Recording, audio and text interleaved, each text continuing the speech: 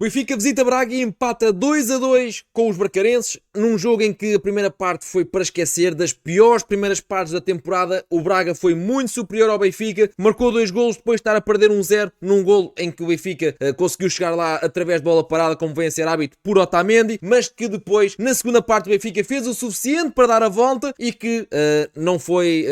possível também por porta de travessas. Portanto, diria que o Benfica pode ter dito adeus caso Sporting e Porto vençam os seus jogos. Vai ser muito complicado o Benfica chegar lá, mas além deste jogo há também notícias de mercado para falar neste episódio.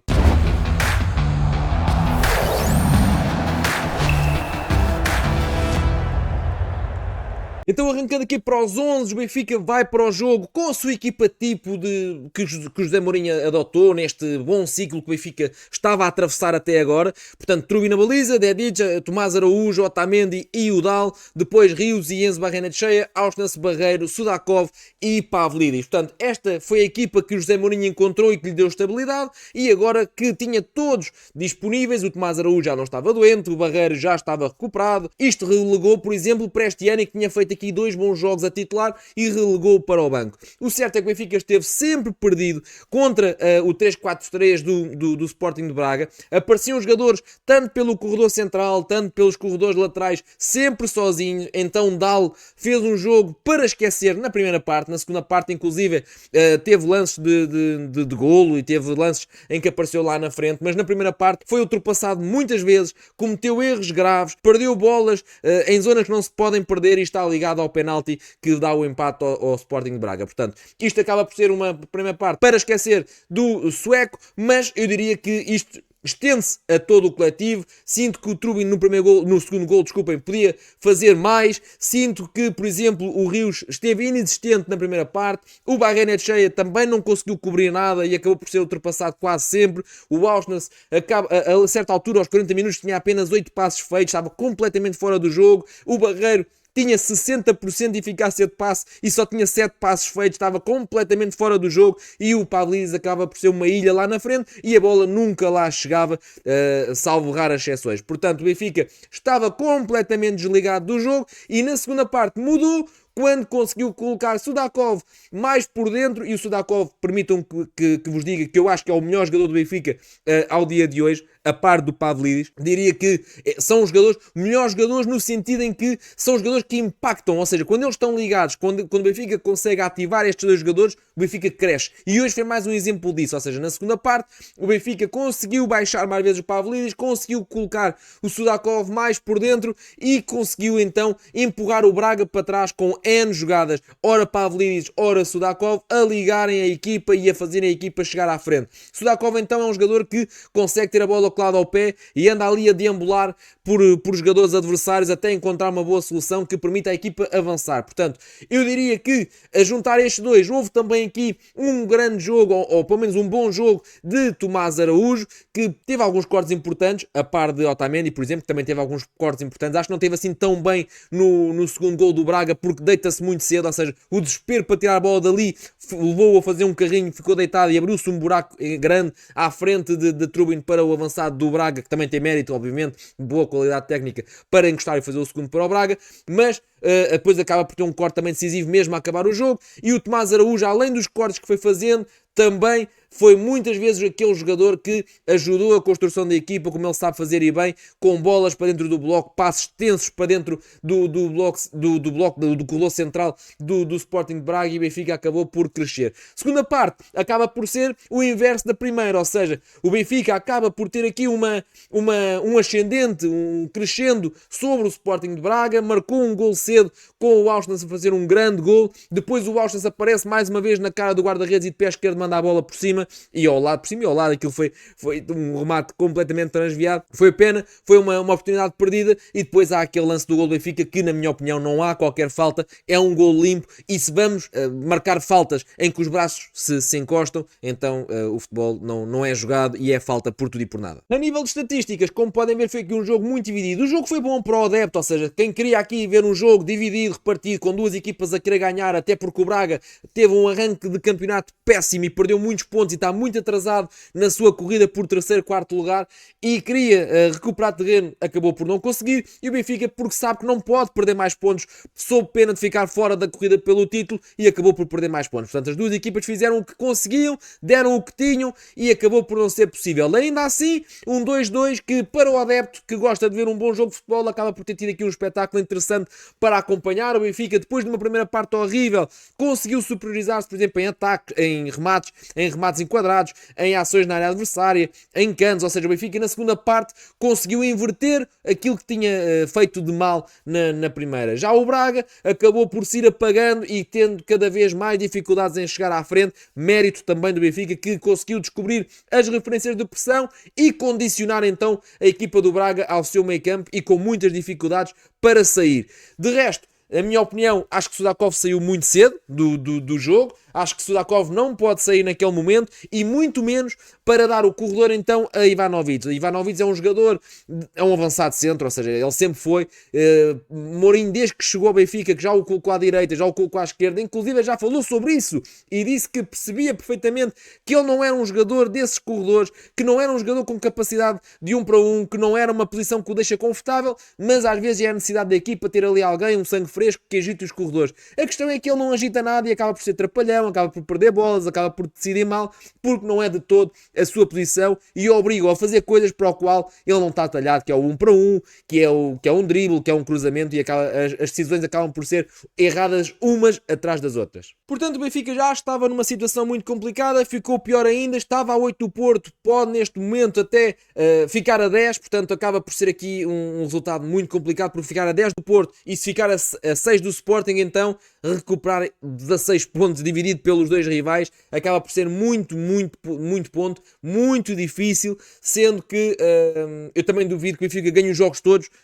até ao fim do campeonato, porque a qualidade exibicional que o Benfica vem a mostrar é duvidosa. Ou seja, o Benfica faz 2 ou 3 jogos bons e depois a seguir faz um que ganha, mas ali no limite, depois faz um jogo bom, depois agora faz um jogo em que a primeira parte é horrível, a segunda parte já dá boas indicações. Ou seja, não é uma equipa estável e isso leva-me a crer que o Benfica também vai ter os seus altos e baixos, como é normal, aliás. Portanto, eu duvido que o Porto e o Sporting ganhem os jogos todos, mas também duvido que o Benfica ganhe, e se o Benfica ficar a 6 e a 10, acho que é muito difícil, para não dizer impossível, de lá chegar, e ainda estamos em dezembro. Vamos passar aqui ao tema de mercado e queria-vos pedir já então que, se não subscreveram o canal, subscrevam agora, porque é sempre um gosto ter-vos desse lado. E já agora deem-me a vossa opinião sobre o jogo, sobre aquilo que viram, boas e más exibições, arbitragem se quiserem também. Eu não gosto muito de falar porque toda a gente acha que ou foi beneficiado ou que foi roubado, então é um tema super polémico, então deixo isso depois aí para os comentários, embora já vos disse que para mim não há falta no terceiro gol do Benfica, mas também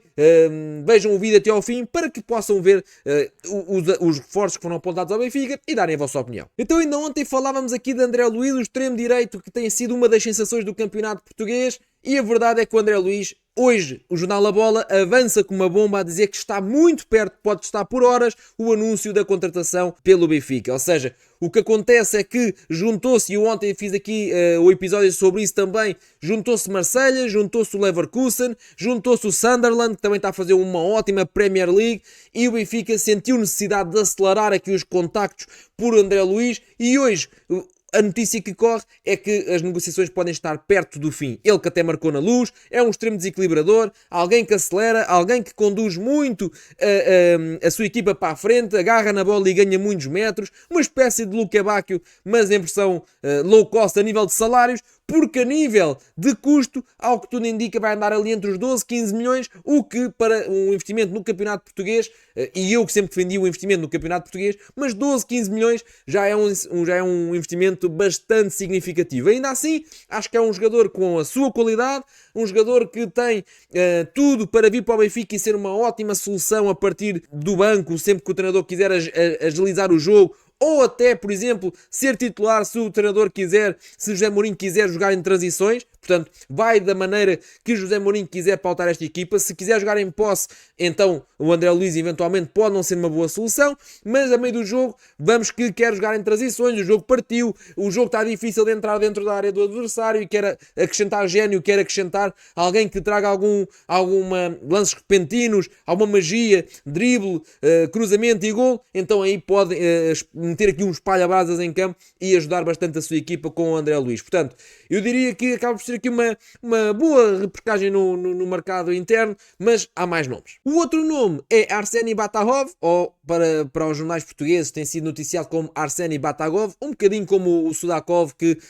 em português é Georgi Sudakov e em ucraniano é Yorhi. Portanto, tem a ver aqui com os dialetos e não tanto com o estar certo ou estar errado. Mas, por exemplo, Batagov aqui, pegando aqui pelo 00, que é assim que está escrito, é um central canhoto. O Benfica não tem, a não ser Gonçalo Oliveira, e eu acho que o Benfica deveria apostar em Gonçalo Oliveira, capitão, muitas das vezes, aliás, quase sempre na formação e na equipa B, um jogador que está a treinar com o plantel principal há bastante tempo e que não tem tido oportunidades. Alguma coisa será, ou seja, Bruno Lage também não lhe dava aqui oportunidades, o José Mourinho também não dá, portanto, eventualmente reconhecem qualidade ao jogador porque ele está a treinar com o plantel lá muitas das vezes, mas não chegam depois a lançá-lo em campo, portanto, embora exista qualidade, pode haver ali uma ou outra coisa a limar que não fazem com que ele seja aposta na equipa A. E o Batagov acaba por ser aqui um jogador já mais feito, 23 anos, faz 24 na próxima primavera, titular indiscutível no Trabzonspor da Turquia, leva já 17 jogos, como podem ver aqui, soma 1485 minutos, ou seja, joga sempre,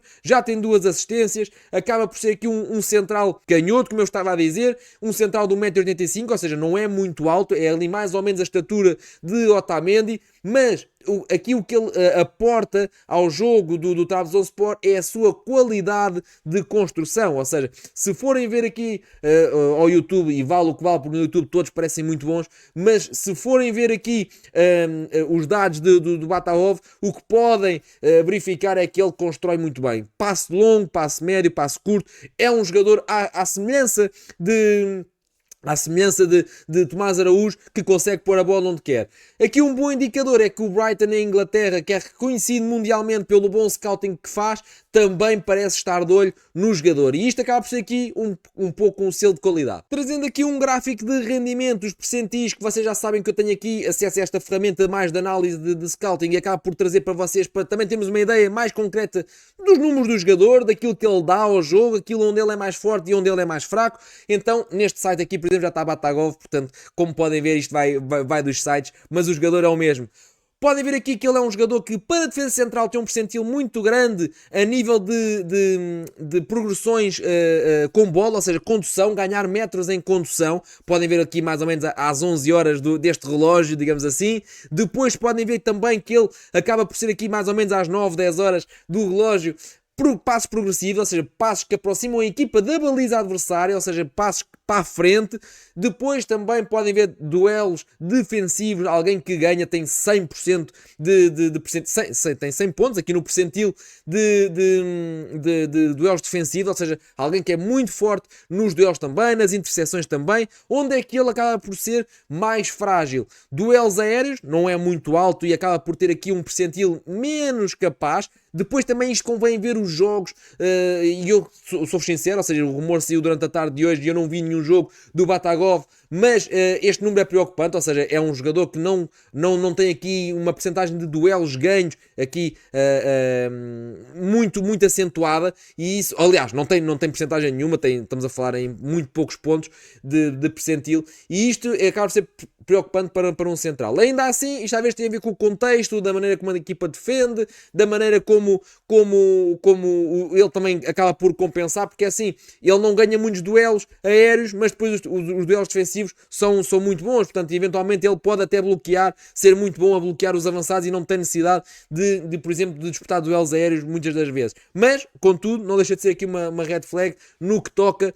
ao jogo aéreo do defesa central. Agora, também me parece que o Benfica tem aqui essa necessidade identificada, ou seja, sempre que o Benfica quis jogar a 3, das duas uma, ou viu-se que tinha dificuldade a sair pela esquerda, porque não existe ninguém canhoto, ou então baixa o Enzo Barrenetxea, que como joga bem com os dois pés, vai ele para o lado esquerdo. E isto acaba por ser uma lacuna identificada, dá para perceber, por José Mourinho, e está de olho então neste central ucraniano que joga na Turquia com 23 anos, um jovem ainda, caminho por fazer, mas que pode estar aqui um bom talento para ser trabalhado e com o tempo vir aqui a conquistar o lugar de Otamendi no verão. Não deixa de ser curioso que o Benfica também esteja aqui interessado em Zabiri, porque é um avançado centro, é um ponta de lança, mas também pode funcionar como extremo esquerdo ou avançado pela esquerda, e hoje viu-se que José Mourinho tentou lançar nessa posição Ivanovic, que não tem características para assumir esse lugar. E o Zabiri tem, ou seja, partir da esquerda para dentro para ganhar espaço e encontrar então as costas dos defesas centrais e surpreender.